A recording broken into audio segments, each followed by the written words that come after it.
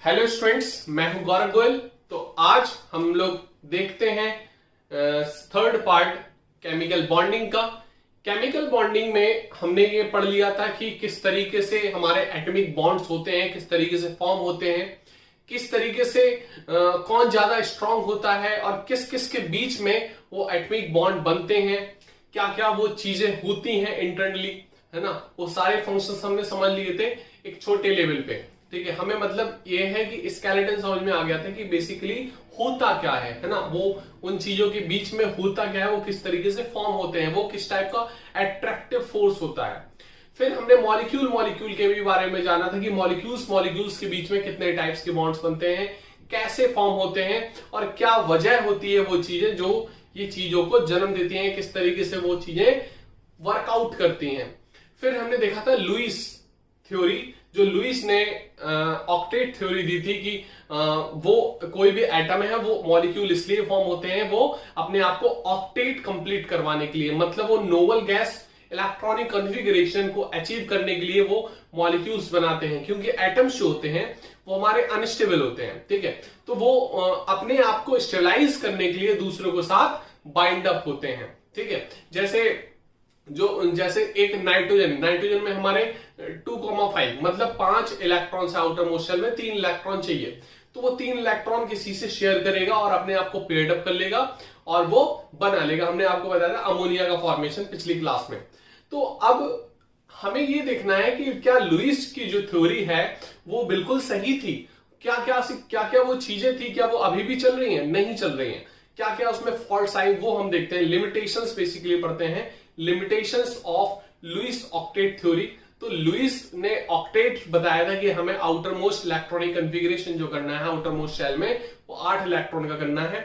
लेकिन उसके बाद हमें यह पता चला कि कुछ लोग हमारे जो एटम्स हैं, जो मॉलिक्यूल्स हैं, वो कम भी में भी स्टेबलाइज हो जाते हैं और ज्यादा में भी स्टेबलाइज हो जाते हैं। तो वो हम थ्योरीज पढ़ते हैं। तो इसके 2 मेन पॉइंट आए थे limitations of Lewis octet theory में। पहला पॉइंट है incomplete octet of the central atom. अब इनकम्प्लीट ऑक्टेट भी बनाता है, जैसे हम बात करें BH3 की, बोरेन की बात करें BH3 की। ठीक है, तो बोरोन का जो जितने भी हमारे बॉन्ड बनते हैं, अगर ये बॉन्ड बना है तो ये जो बॉन्ड बना है, अगर इस तरीके से हम बात करें तो यहां पर अगर हम बोरोन की बात करें तो केवल 6 इलेक्ट्रॉन आ रहे हैं, केवल 6 इलेक्ट्रॉन ये हमारे बनाते हैं। अब हम बात करें कि ये बोरेन तो हमारा अनस्टेबल है, हम BF3 की भी बात कर सकते हैं। BF3 में भी देख ले रहे हैं, ये हमारी स्टेबलाइज है क्योंकि ये हमारा डाई बना लेता है। ठीक है, ये हमारा B2H6 फॉर्म में भी स्टेबल होता है, डाई बोरेन जिसको बोलते हैं। ठीक है, लेकिन हम इसका देख लेते हैं BF3 का। तो BF3 में देखो लास्ट में बोरॉन का क्या होता है इलेक्ट्रॉनिक कॉन्फ़िगरेशन 2,3। तो अब 3 इलेक्ट्रॉन आप रख दो। ठीक है, 3 इलेक्ट्रॉन आपने रख दिए, ये रख दिए 3 इलेक्ट्रॉन आउटर मोस्ट शेल में। ठीक है, अब फ्लोरीन क्या है, फ्लोरीन में 7 इलेक्ट्रॉन होते हैं, 1 2 3 1 इसको पेयर कर दो, 3 4 5 6 और ये 7 इलेक्ट्रॉन। फ्लोरीन देख लो 1 2 3 4 5 6 7, क्योंकि इसका 2,7 होता है इलेक्ट्रॉनिक कॉन्फ़िगरेशन। हम इसमें देख ले BF3 हम यहां लिख दे रहे थोड़ा सा ताकि आपको यहां पर जगह मिल जाए। अब ये फ्लोरीन है 1 2 3 4 और 5 6। अब फ्लोरीन क्या करेगा, अपने आप को ऑक्टेट कंप्लीट करेगा। ये लो ऑक्टेट कंप्लीट कर लिया है फ्लोरीन ने तो लुईस ऑक्टेट थ्योरी मान ली। ठीक है, लेकिन अब बोरेन क्या करेगा, बोरोन क्या करेगा, बोरोन 1 इलेक्ट्रॉन लिया इसने तो 1 ही इलेक्ट्रॉन लेगा, तो इस तरीके से ये बनाता है। ठीक है, यहां पर देखो बोरोन के पास टोटल इलेक्ट्रॉन कितने हैं, 3 इसके और 3 इससे लिए, मतलब 2,6 में ही ये स्टेबलाइज हो गया। 2,6 में ही ये बोरॉन फ्लोरीन के साथ स्टेबलाइज हो गया। वो कंडीशंस क्या है, वो कंडीशंस हमारी हैं कि ये इनकम्प्लीट ऑक्टेट को बता रहा है और ये स्टेबलाइज हो गया है। वो कंडीशंस जो भी हो, बैक बॉन्ड थ्योरी बाद में बताएंगे, लेकिन ये स्टेबलाइज हो गया। इस चीज को वो लुईस समझा नहीं पाए थे। लुईस ने अपनी थ्योरी जो दी उसके बेसिस पे वो करेक्ट नहीं हो पाए। अब हम और भी एग्जांपल ले सकते हैं, BCl3 ले लो, है ना। तो क्लोरीन भी ले सकते हैं। तो क्लोरीन यहां पर 7 इलेक्ट्रॉन हो गए। ठीक है, क्लोरीन यहां पर क्या हो गए, 7 इलेक्ट्रॉन हो गए। ठीक है, अब क्लोरीन यहां भी 7 इलेक्ट्रॉन हो गए। ठीक है, तो अब बोरॉन के पास कितने इलेक्ट्रॉन है, लास्ट में तो 3 होते हैं ना, इसने ऑक्टेट कंप्लीट किया। ठीक है, इसने ऑक्टेट कंप्लीट किया और इसने ऑक्टेट कंप्लीट किया, लेकिन ये बोरोन हमारा कैसा हो गया 6 इलेक्ट्रॉन 2,6 और ये भी स्टेबल है। तो ये BCl3 और BF3 दोनों स्टेबल है। ये हमारा एक इसका पॉइंट निकला।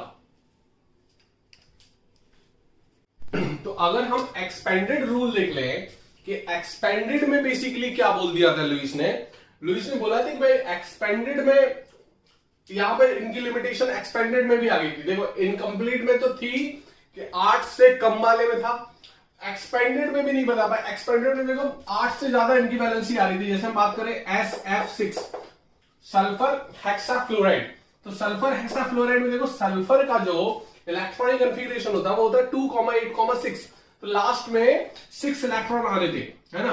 तो इस तरीके से अगर हम बात करें इसके 6 इलेक्ट्रॉन अगर हम रख दें, ठीक है, इस तरीके से, तो ये 6 इलेक्ट्रॉन हो गए।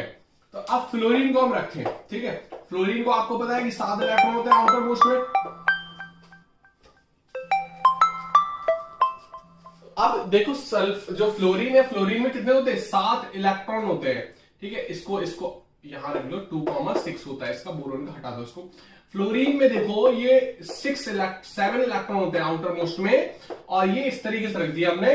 फ्लोरीन में देखो अब ये सारा हम सजाते जाएंगे, धीरे धीरे सजा दिए और ये इस तरीके से हो गया, ठीक है। यहां भी ले लो भाई 1 2 3 4 5 6 और ये 7, यहां भी ले लो 1 2 3 4 5 6 और ये 7, यहां भी ले लो 1 2 3 4 5 6 और ये 7, ठीक है। अब फ्लोरीन सबसे पहले अपने ऑक्टेट पूरे कंप्लीट करेगा। ये ले लो, इसने ऑक्टेट कंप्लीट कर लिया, इसने ऑक्टेट कंप्लीट कर लिया, इसने ऑक्टेट कंप्लीट कर लिया, इसने ऑक्टेट कंप्लीट कर लिया और इसने ऑक्टेट कंप्लीट कर लिया और इसने भी ऑक्टेट कंप्लीट कर लिया। फ्लोरीन तो भैया ऑक्टेट कंप्लीट कर चुके हैं according to Lewis octet theory. लेकिन सल्फर की अगर हम बात करें तो ये 6 इलेक्ट्रॉन है, तो 6 एक एक करके ये 6 इलेक्ट्रॉन लेगा, ठीक है। समझ में आ रही बात कि नहीं? इसका हमने ये ज्यादा हो रहा है इससे, इसको 6 इलेक्ट्रॉन लो, इस तरीके से इसको ले लो ऐसे, ठीक है।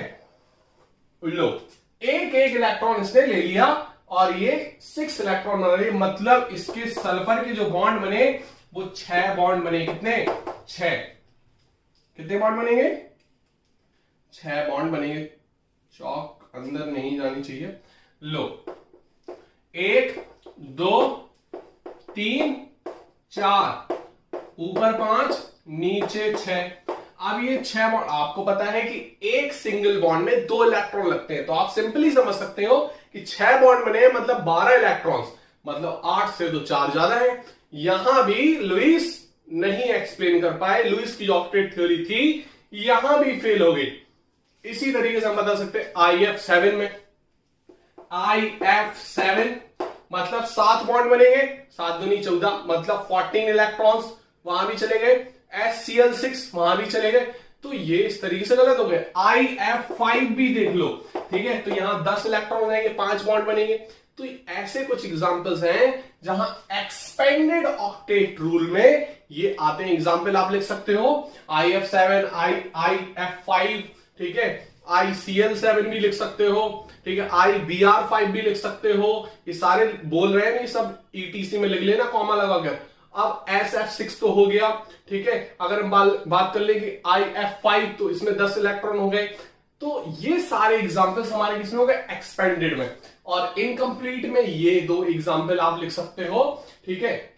BH3 मत लिखना क्योंकि वो अनस्टेबल होता है, वो डाइबोरेन बनाता है B2H6, तो बोरेन बोलते हैं BH3, उसको डाइबोरेन फॉर्म में वो स्टेबलाइज होता है, वो हम बाद में बताएंगे। बनाना बॉन्ड बनता है, वो भी सारी हम पढ़ेंगे चीजें। तो ये 2 चीज हो गई, एग्जाम्पल आप लिख सकते हो, ये आप फॉर्मेट बना के लिख सकते हो इस तरीके से। ये आप नोट कर लो, फिर हम आगे बढ़ते हैं, कुछ चीजें और कवर करते हैं धीरे धीरे। यहां पर एक एग्जांपल ले लेते हैं कि फॉर्मल चार्ज हम कैसे कैलकुलेट करेंगे। तो हमने ले लिया एक अमोनियम आयन का एग्जांपल। अमोनियम आयन में देखो यहां पर फॉर्मल चार्ज अगर हमें निकालना है तो total number of valence electron आप रखोगे कितने हो गए? 5। Minus lone pair electrons. तो लोन पेयर यहां पर देखो अमोनिया में होता है लोन पेयर, ठीक है। अब इसने एक लोन पेयर दे दिया था H प्लस को, तो लोन पेयर तो रहा नहीं इसका, ये चीज आपको ध्यान रखनी है, वरना आप लोन पेयर इलेक्ट्रॉन्स भी रख दो, ठीक है। यहां ध्यान रखना, तो लोन पेयर इसने दे दिया, हमें कोई मतलब नहीं है, बॉन्ड पेयर फॉर्म में आ गया ये, ठीक है। माइनस ये 0 हो गया lone pair electrons, minus half of bond pair electrons. Bond pair electrons कितने 8, कितने 8, तो आप ये करोगे कितना हो गया 4 हो गया, तो 5 माइनस 4 कितना हो गया ये 1, प्लस का 1 चार्ज यहां पर आ गया आपका, ठीक है, अमोनियम आयन में, तो NH4 4 हो गई, ठीक है। NH4 प्लस इस तरीके से आया, तो इस तरीके से देखोगे किस तरीके से हमारा फॉर्म हुआ, कि किस तरीके से फॉर्मल चार्ज आया। अगर हम एक और एग्जांपल यहां लेते हैं, हमने ले लिया क्या, हमने ले लिया H2O, आपको लेना है H2O, तो यहां पर फॉर्मल चार्ज ले लेते हैं, इसका फॉर्मल चार्ज क्या हो गया H2O का, ठीक है। अब हम ऑक्सीजन की बात करेंगे यहां पर, तो फॉर्मल चार्ज हम कैसे निकालेंगे H2O का, देखो फॉर्मल चार्ज ऑफ H2O इस तरीके से लिख लो, फॉर्मल चार्ज हमें निकालना है, तो बैलेंस इलेक्ट्रॉन ऑक्सीजन कितने होते हैं 6 आपने रख दिए, ये चौक बार बार अंदर जा रही है, देखो उधर पे, तो फॉर्मल चार्ज हमारे 6 हो गया, 6 इलेक्ट्रॉन होते हैं balance electron, minus lone pair electron, lone pair electron कितने हैं 2 हैं ऑक्सीजन के पास, ये आपको पता है, ठीक है। बॉन्ड पेयर इलेक्ट्रॉन्स कितने हैं 4, क्योंकि 2 बॉन्ड बनाएगा ये, देखो इस तरीके से स्ट्रक्चर होता है, ऐसे ऐसे स्ट्रक्चर होता है, ये 2 लोन पेयर हमारे शो होते हैं इसमें, ठीक है। तो लोन पेयर इलेक्ट्रॉन्स की अगर बात करें, तो लोन पेयर इलेक्ट्रॉन्स कितने हो गए 4 हो गए, ये आपको पता है, ठीक है। और 4 हमारे कितने हैं बॉन्ड पेयर इलेक्ट्रॉन्स, तो बॉन्ड पेयर इलेक्ट्रॉन्स 4 है, minus half of bond pair electrons, अरे बॉन्ड पेयर इलेक्ट्रॉन्स भी 4 हैं, यहां पर आप 4 करोगे और ये 2 से खत्म हो गया, -4 -2 कितना हो गया -6, तो 6 -6, टोटल चार्ज फॉर्मल चार्ज कितना है 0, तो पानी के मॉलिक्यूल में तो 0 चार्ज है, न्यूट्रल है, तो इस तरीके से हम कैलकुलेट करेंगे फॉर्मल चार्ज, ठीक है। तो आपको समझ में आएगा फॉर्मल चार्ज हम कैसे निकालेंगे, मतलब बैलेंस इलेक्ट्रॉन ले लेंगे, माइनस लोन पेयर इलेक्ट्रॉन्स लेना है, minus half of shared pair electrons, मतलब बॉन्डिंग इलेक्ट्रॉन्स, मतलब माइनस का लोन पेयर इलेक्ट्रॉन्स माइनस का half of bond pair electrons, इस तरीके से हम फॉर्मल चार्ज को कैलकुलेट करेंगे। इसको आप नोट कर सकते हो, एग्जाम्पल भी लिख सकते हो, ये 2-3 एग्जाम्पल आप लिख लेना, ठीक है। और आप एक क्वेश्चन और करना, H3PO4 का निकाल के दिखाना यहां पर, क्योंकि सेंट्रल एटम के अकॉर्डिंग हम देखते हैं तो फास्फोरस सेंट्रल एटम है, तो H3PO4 का आप निकाल के दिखाना बाकायदा, और हमें फोटो भेज देना, कमेंट बॉक्स पे भी फोटो आप भेज सकते हो, तो कमेंट बॉक्स पे आंसर आप बता सकते हो, ठीक है। तो ये नोट कर लो। तो अब हमने यहां पर देख लिया था कि हमारे फॉर्मल चार्ज क्या होते हैं, लुईस ऑक्टेट थ्योरी हमने कंप्लीट कर ली। तो अब यहां पर देखते हैं हम टाइप्स ऑफ बॉन्ड में, हमें 2 मेजरली सही से बॉन्ड पढ़ने हैं जो डिटेल में पढ़ने हैं। इस बार हमें कोवलेंट बॉन्ड पे ज्यादा फोकस करना है केमिकल बॉन्डिंग में, क्योंकि कोवलेंट बॉन्ड का ज्यादा बोलबाला है, आयनिक बॉन्ड का भी है, आयनिक बॉन्ड को भी हम अभी सबसे पहले देखते हैं। तो आयनिक बॉन्ड बेसिकली कैसे बनता है, आयनिक फोर्स में बता चुका हूं कि किस तरीके से वो फॉर्म होता है, कैसे मतलब जो फंक्शनल होता है, जो मेन चीज होती है वो चीज मैं बता चुका था। एक बार और इसको डिटेल में देख लेते हैं, इसकी सारी प्रॉपर्टीज और कौन कौन से फैक्टर्स जो अफेक्ट करते हैं आयनिक बॉन्ड को, वो भी हम यहां पर देख लेते हैं। देखो आयनिक बॉन्ड बेसिकली क्या होता है कि एक आयनिक अगर बॉन्ड बन रहा है तो एक एटम है, ठीक है, उसके आउटर मोस्ट शेल में जो इलेक्ट्रॉन्स हैं वो कंप्लीटली दूसरे एटम को दूसरी एटम के ऑर्बिटल में, मतलब आउटर मोस्ट शेल में इलेक्ट्रॉन्स कंप्लीटली दे दे। मतलब ये उसका देना काम नहीं है, उसका अगर कोई मेटल है और वो इलेक्ट्रॉन्स निकाल दे अपनी शेल से कंप्लीटली, अपनी रेंज से इलेक्ट्रॉन्स को निकाल दे और वो बन जाएगा कैटायन, वो बन गया कैटायन, ठीक है। अब अगर उसकी क्षमता है सेकंड वाले एटम की, वो उसकी इलेक्ट्रॉन एफिनिटी ज्यादा है, तो वो इलेक्ट्रॉन ले लेगा और वो बन जाएगा एनायन। मतलब यहां पर कंप्लीटली इलेक्ट्रॉन ट्रांसफर होता है एक एटम से दूसरे एटम में, तो जिससे ट्रांसफर होगा वो बन जाता है कैटायन, और जिस पे जा रहा है वो बन जाता है एनायन। तो इसी तरीके से हम इसको लिखेंगे, and ionic bond is formed by complete transference of 1 और मोर इलेक्ट्रॉन्स, एक भी इलेक्ट्रॉन्स हो सकते हैं, जैसे लिथियम, सोडियम, पोटेशियम, रुबिडियम, ठीक है, इससे एक इलेक्ट्रॉन जाता है। दूसरा हम ले लेंगे मैग्नीशियम, कैल्शियम, ठीक है, इससे 2-2 इलेक्ट्रॉन्स जाते हैं, ठीक है। तो 1 और more electrons from the valence shell, मतलब outermost shell of 1 atom to the valence shell of another atom. एक एटम की वैलेंस शेल से दूसरे एटम की वैलेंस शेल में कंप्लीटली इलेक्ट्रॉन ट्रांसफर हो जाता है। उस प्रोसेस को बोल देंगे आयनिक प्रोसेस। हम बोल देंगे कि ये कंप्लीटली ट्रांसफर हो गया है आयनिक बॉन्ड बनने के प्रोसेस में, तो ये कैटायन बन जाता है और ये एनायन बन जाता है। क्लियर हो रही बात की नहीं? तो अगर हम यहां पर बात करें कि किस तरीके से फैक्टर्स इसमें अफेक्ट करते हैं, देखो यहां पर अगर इलेक्ट्रॉन लूज करने वाली प्रॉपर्टी है तो इलेक्ट्रॉन लूज करने में एक हमने पढ़ा होगा आपको आयोनाइजेशन एनर्जी। तो आयोनाइजेशन एनर्जी क्या होती है कि इलेक्ट्रॉन्स को निकालने में, एक आइसोलेटेड गैसियस एटम से इलेक्ट्रॉन, आउटर मोस्ट शेल के इलेक्ट्रॉन्स को निकालने में जितनी एनर्जी हम देते हैं, ठीक है, that energy is called ionisation energy. अब अगर कोई एटम है, कोई एलिमेंट है, वो इलेक्ट्रॉन निकाल रहा है, उसकी आयोनाइजेशन एनर्जी कम है, तो वो कैटायन बनाने की प्रोसेस वहां पर जल्दी होगी, इजिली अवेलेबल हो जाएगा कैटायन, इजिली फॉर्म हो जाएगा कैटायन। तो इसमें आयोनाइजेशन एनर्जी किस तरीके से फैक्टर रोल करती है कि आयोनाइजेशन एनर्जी अगर कम हो तो कैटायन फॉर्म जल्दी हो जाएगा, और इलेक्ट्रॉन एफिनिटी ज्यादा हो तो फिर क्या हो जाएगा, एनायन अच्छे से फॉर्म हो जाएगा। ये दो चीज हैं जो ज्यादा मेजरली अफेक्ट करती हैं आयनिक बॉन्ड बनने में। एक तो आयनाइजेशन एनर्जी कम होनी चाहिए और इलेक्ट्रॉन एफिनिटी ज्यादा होनी चाहिए। तो दो फैक्टर्स जो हैं, अगर हम बात करें कि फैक्टर्स अफेक्टिंग की बात करें, फैक्टर्स अफेक्टिंग आयनिक बॉन्ड, ठीक है। तो सबसे पहला पॉइंट है इसमें, पहला पॉइंट है कि आयनाइजेशन एनर्जी क्या होनी चाहिए यहां पर, कम, ठीक है। और दूसरा फैक्टर है कि इलेक्ट्रॉन एफिनिटी जो होनी चाहिए वो ज्यादा होनी चाहिए। आयनाइजेशन एनर्जी कम होगी तो कैटायन बन जाएगा, और कैटायन और एनायन जब बन जाएगा तो इनके बीच में एक इलेक्ट्रोस्टैटिक फोर्स जनरेट होता है, that is called electrostatic force और electrovalent bond. That bond is also called ionic bond, that bond is also called ionic bond. उस बॉन्ड को हम आयोनिक बॉन्ड भी बोलते हैं। क्लियर? ये चीज समझ में आ गई। हम तीसरा फैक्टर हम पढ़ेंगे, इसको नोट कर लो जल्दी फटाफट। यहां तीसरा फैक्टर है लैटिस एनर्जी का। लैटिस एनर्जी बेसिकली क्या होती है कि लैटिस होता है एक जाल, मतलब आयनिक कंपाउंड कोई बन रहा है, आयनिक कंपाउंड का एक क्रिस्टल लैटिस बनता है, ठीक है। तो क्रिस्टल जब हमारा लैटिस बनता है, पूरा एक कंपाउंड का स्ट्रक्चर फॉर्म होता है, जो स्ट्रक्चर फॉर्म होता है उससे पहले एक एक यूनिट जुड़ती है, जैसे कैटायन एनायन जुड़ते हैं, तो कैटायन एनायन जुड़ रहे हैं, तो जब हम जुड़ रहे हैं तो एक कंपाउंड बन रहा है, कंपाउंड बनने के बाद एनर्जी रिलीज होती है। जितनी ज्यादा एनर्जी रिलीज हो रही वो उतना स्टेबल कंपाउंड बन रहा है, उतना स्टेबल मॉलिक्यूल बन रहा है, और उतना ही स्टेबल पूरा क्रिस्टल लैटिस बनेगा, ठीक है।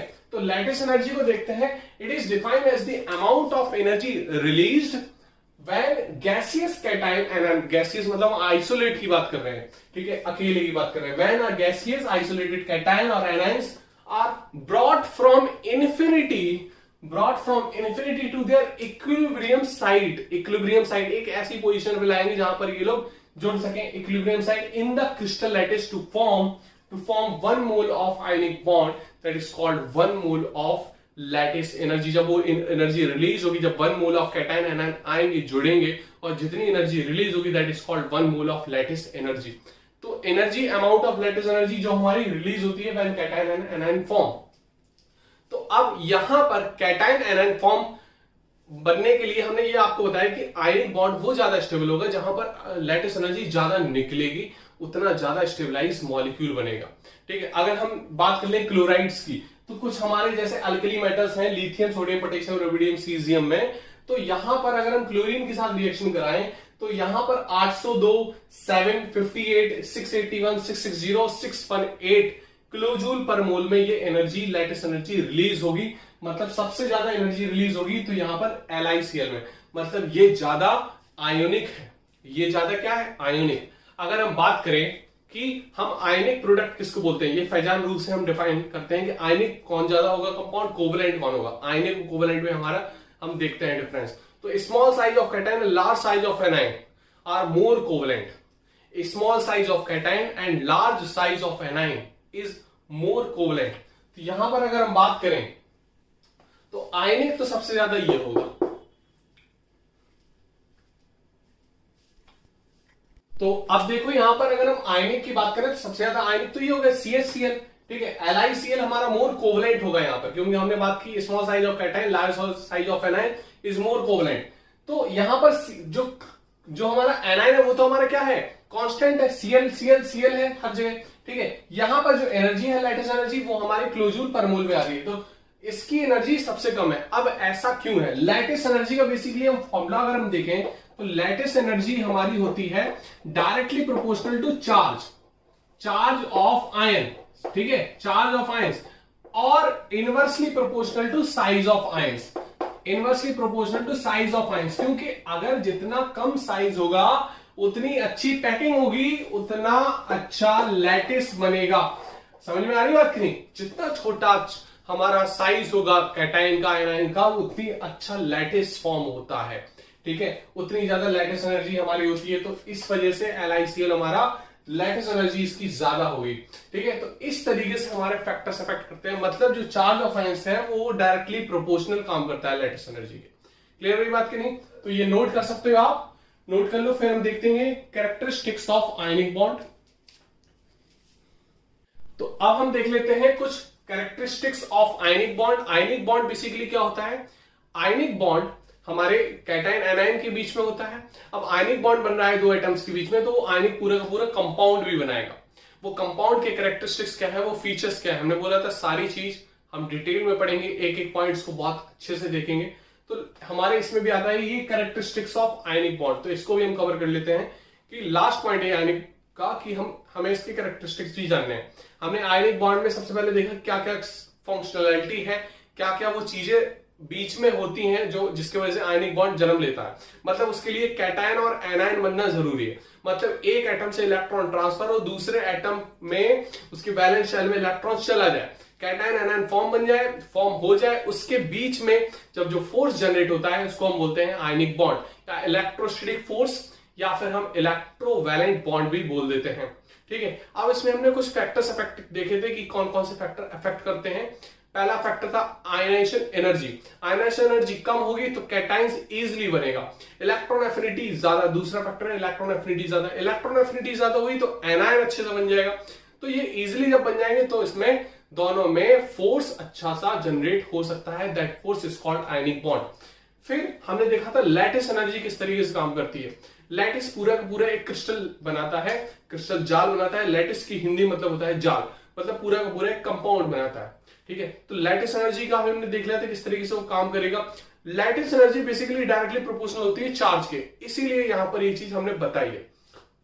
तो वो हम देखेंगे फजान रूल से, क्योंकि लैटिस एनर्जी दोनों पे काम करती है, कोवलेंट कंपाउंड्स पे भी और आयनिक कंपाउंड्स पे भी।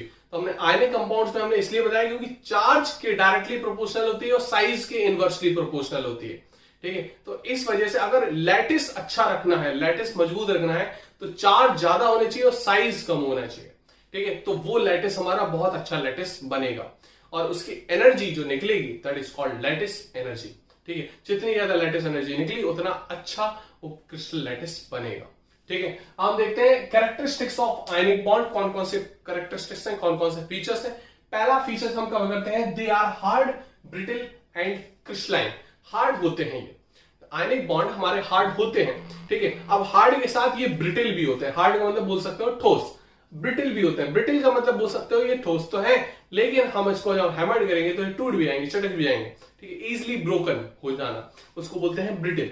तीसरा है क्रिस्टलाइन। क्रिस्टलाइन क्या होते हैं, दो टाइप के सॉलिड्स होते हैं, एक होते हैं अमरफस, एक होते हैं क्रिस्टलाइन।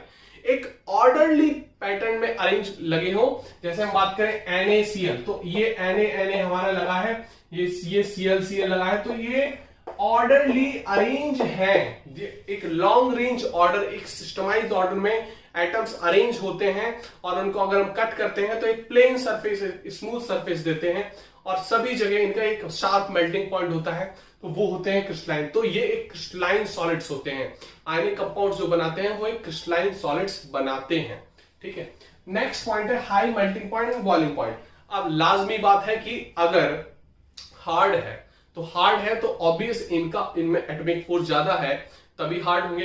हार्ड है तो इसमें मेल्टिंग पॉइंट इनका ज्यादा होता है, बॉइलिंग पॉइंट ज्यादा होता है। अगर हम बात करें तो इनका शार्प मेल्टिंग पॉइंट होता है। हमने आपको बताया था कि sharp melting point, diffuse melting point में अंतर क्या है। शार्प मेल्टिंग पॉइंट एक फिक्स मेल्टिंग पॉइंट, एक टेम्परेचर का फिक्स्ड टेम्परेचर होता है जिसपे सॉलिड कंप्लीटली लिक्विड में चला जाए। That point of temperature is called melting point. तो इनका शार्प मेल्टिंग पॉइंट होता है, ये नहीं कोई रेंज डिसाइड होगी इतने से इतने, ठीक है, 230 से 270 तक के में बीच में मेल्ट होगा, तो ये कोई शार्प मेल्टिंग पॉइंट नहीं। शार्प मतलब एक पिन पॉइंट आ जाना, टेम्परेचर का एक पिन पॉइंट आ जाना, उसी पॉइंट पे सॉलिड से कन्वर्ट हो जाएगा डायरेक्टली लिक्विड में, that is called sharp melting point. ठीक है, हम थर्ड पॉइंट देखते हैं, तो इसका high melting point boiling point होता है। थर्ड पॉइंट देखते हैं पोलर इन नेचर। पोलर तो होता ही है, ठीक है, आपको पता है पोलर होता है। पोलर क्या होते हैं, जो एक डायरेक्शनल हो, डायरेक्शनल ऑफ द चार्ज, मतलब इलेक्ट्रॉन कंप्लीटली ट्रांसफर होता है, ये कैटायन होता है, ये एनायन होता है, ये फिक्स होता है।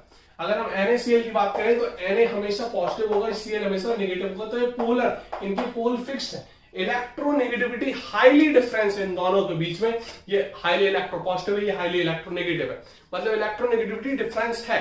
तो जिसमें इलेक्ट्रोनेगेटिविटी डिफरेंस होता है वो सबसे ज्यादा है, तो ये आयनिक है। आयनिक सारे आयनिक हमारे पोलर होते हैं और मोस्ट पोलर होते हैं बोल सकते हो, तो ये पोलर नेचर के होते हैं। नेक्स्ट पॉइंट है bonds are non rigid and non directional.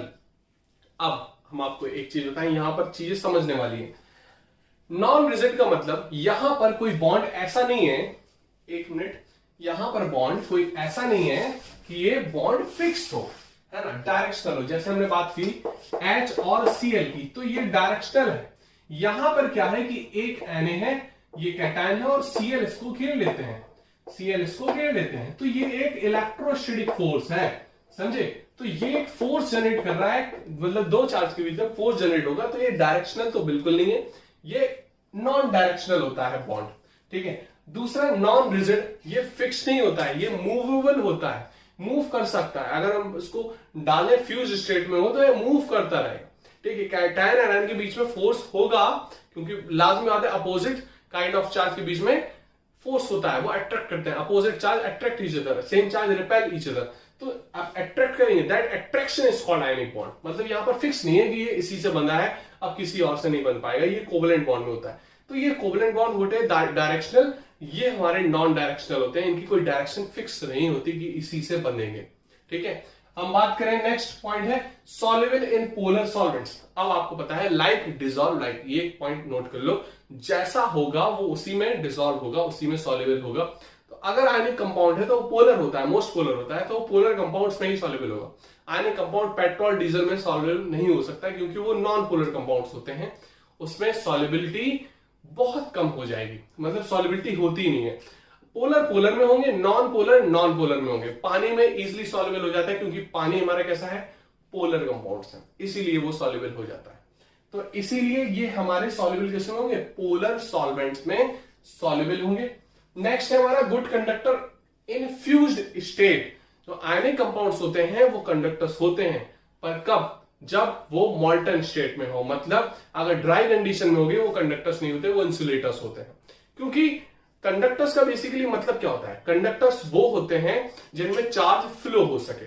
अब जब ड्राई स्टेट में होगा, ठीक है, तो वो चार्ज होगा ही नहीं, चार्ज तो जब जनरेट होता है जब वो टूट जाए, एटायन आयन में कन्वर्ट हो जाए, जब वो किसी सॉल्वेंट में जाएगा तब वो टूटेगा, उसका फोर्स इस तरीके से नहीं टूट सकता। तो मॉल्टन स्टेट में होगा या फ्यूज स्टेट में होगा, तो वो एक पिघली हुई अवस्था में होगा, तब उसमें चार्ज फ्लो हो सकता है। और फ्लोइंग होगी जब एक डायरेक्शन में चार्ज की, तो वो कंडक्शन को जन्म देती है, तो वो कंडक्टर्स प्रॉपर्टी शो करेगा। फ्यूज स्टेट में, ड्राई स्टेट में, एनहाइड्रस कंडीशन में हमारा कोई भी आयनिक कंपाउंड कंडक्टर्स नहीं होते, इंसुलेटर्स होते हैं। क्लियर, तो कंडक्टर्स की कंडीशन ही यही होती है, कंडक्टर्स वो होते हैं जिसमें चार्ज फ्लो हो सके। चार्ज तो है, लेकिन चार्ज तब जनरेट होगा जब वो फ्यूज्ड स्टेट में होगा या मॉल्टन स्टेट में होगा।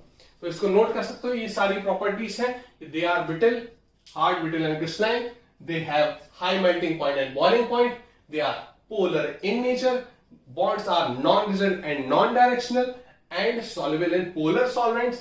next है good conductors in fused state, मतलब molten state में। ठीक है, नोट कर लो, आयनिक कंपाउंड हमारा कंप्लीट हो चुका है।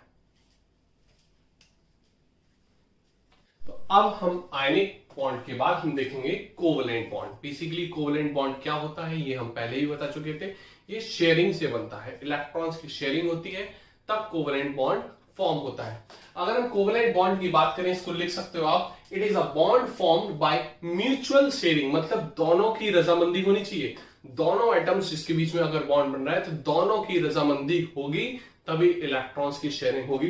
तो it is a bond formed by mutual sharing of electron, a force, यहां से बोल सकते हो a force which binds of atoms or different elements by mutual sharing is called covalent bond।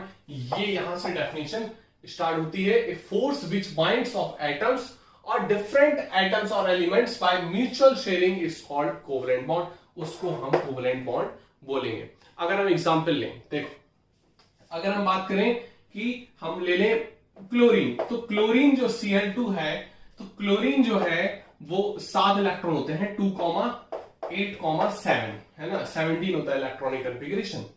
तो 7 इलेक्ट्रॉन्स आप रखो, 7 इलेक्ट्रॉन्स हमने रखे, ठीक है, ये 7 इलेक्ट्रॉन्स हमने रख दिए। अब यहां पर क्या हो रहा है कि ये दोनों में शेयरिंग हो रही है, ठीक है। अब यहां पर हमने लुईस डॉट स्ट्रक्चर से बता दिया। अब यहां पर एक इसका इलेक्ट्रॉन, एक इसका इलेक्ट्रॉन, दोनों इलेक्ट्रॉन्स की हो रही है शेयरिंग। मतलब अगर हम बात करें कि Cl का जो इलेक्ट्रॉन्स है वो p ऑर्बिटल में होता है। आपको पता है, अगर हम देखो electronic configuration 1s2, 2s2, 2p5, 2p5 no, इसको इसके आगे हो जाए 2p6, 3s2 and 3p5। 3p5 की बात करते हैं, ये है लास्ट इसका। तो ये हमारा पैक्ड है, ठीक है, 1 2 ये पैक्ड है, ये हमारा p ऑर्बिटल है, p z में पड़ी है। तो p ऑर्बिटल हमारी कैसी होती है, डंबल शेप की ऐसी होती है, p ऑर्बिटल ऐसी होती है, तो p ऑर्बिटल ऐसी होगी, ठीक है। तो ये जो शेयरिंग हो रही है, इसकी हमने सही से नहीं बनाया, इसको ऐसे कर लो, ठीक है। तो ये जो शेयरिंग हो रही है यहां पर, ये जो शेयरिंग हो रही है यहां पर 2 इलेक्ट्रॉन्स पड़े हैं, एक इस क्लोरीन का, एक इस क्लोरीन का, मतलब यहां पर ओवरलैपिंग हो रही है ऑर्बिटल्स की, और उसके वजह से यहां पर इलेक्ट्रॉन्स की शेयरिंग हो रही है। मतलब ओवरलैप, ऑर्बिटल की ओवरलैपिंग होगी तब हमारा बनता है। अब ये हेड हेड ओवरलैपिंग हो रही है, यहां पर कैसी हो रही है, हेड हेड ओवरलैपिंग। हम देखेंगे ओवरलैपिंग भी अलग अलग टाइप की, हम कोवेलेंट बॉन्ड में अभी आगे जाएंगे तो हम सारी चीज डिस्कस करेंगे। तो ये हेड हेड एक ओवरलैपिंग हो रही है, तो हेड हेड ओवरलैपिंग में अब यहां पर जो बॉन्ड बन रहा है दैट इज कॉल्ड Cl और Cl2। ये Cl2, तो ये हमारा इस तरीके से Cl बॉन्ड हमारा बन जाएगा। अगर हम वहीं पर बात करें कि डबल बॉन्ड की बात करें, तो डबल बॉन्ड में हम इधर पे देख लें ऑक्सीजन में, तो ऑक्सीजन में यहां पर देखो ऑक्सीजन की 6 इलेक्ट्रॉन और 6 इलेक्ट्रॉन होते हैं, इलेक्ट्रॉनिक कॉन्फ़िगरेशन कितना है 2,6, तो 6 इलेक्ट्रॉन्स हमारे यहाँ पे आ गए। यहाँ पे देखो 2 इलेक्ट्रॉन्स की शेयरिंग हो रही है, तो यहाँ बन जाएगा ये O डबल बॉन्ड O, मतलब ऑक्सीजन का डबल बॉन्ड यहाँ पर हम इस तरीके से लिख दे रहे हैं, O डबल बॉन्ड O बन जाएगा, क्योंकि यहाँ पर आपस में कितने इलेक्ट्रॉन की शेयरिंग हो रही, 4 इलेक्ट्रॉन की शेयरिंग हो रही है। यहाँ कितने इलेक्ट्रॉन की शेयरिंग हो रही, 2 इलेक्ट्रॉन की, तो यहाँ पे सिंगल बॉन्ड बनाता है। इस तरीके से यहाँ पर कितने बनेगा, डबल बॉन्ड। और यहाँ पर अगर बात करें नाइट्रोजन में, तो इसका यहाँ पर अगर हम नाइट्रोजन की केस में बात करें, तो नाइट्रोजन में यहाँ पर 6 इलेक्ट्रॉन की शेयरिंग हो रही है। यहाँ पर देखो 2 इलेक्ट्रॉन शेयरिंग थी, यहाँ पर 4 इलेक्ट्रॉन, यहाँ पर 6 इलेक्ट्रॉन शेयरिंग थी। तो यहाँ पर इलेक्ट्रॉनिक कॉन्फ़िगरेशन क्या होता है, 2,5, 3 इलेक्ट्रॉन की कमी थी, इस नाइट्रोजन ने 3 इलेक्ट्रॉन ले लिए, इस नाइट्रोजन ने 3 इलेक्ट्रॉन ले लिए, तो यहाँ पर आपस में 6 इलेक्ट्रॉन की शेयरिंग हुई, तो नाइट्रोजन का ट्रिपल बॉन्ड बन जाएगा। इस तरीके से मतलब कोवेलेंट बॉन्ड की फॉर्मेशन होती है कि अगर 2 इलेक्ट्रॉन शेयरिंग हुई तो सिंगल बॉन्ड, 4 इलेक्ट्रॉन शेयरिंग हुई तो डबल बॉन्ड, और 6 इलेक्ट्रॉन की शेयरिंग हुई तो ट्रिपल बॉन्ड।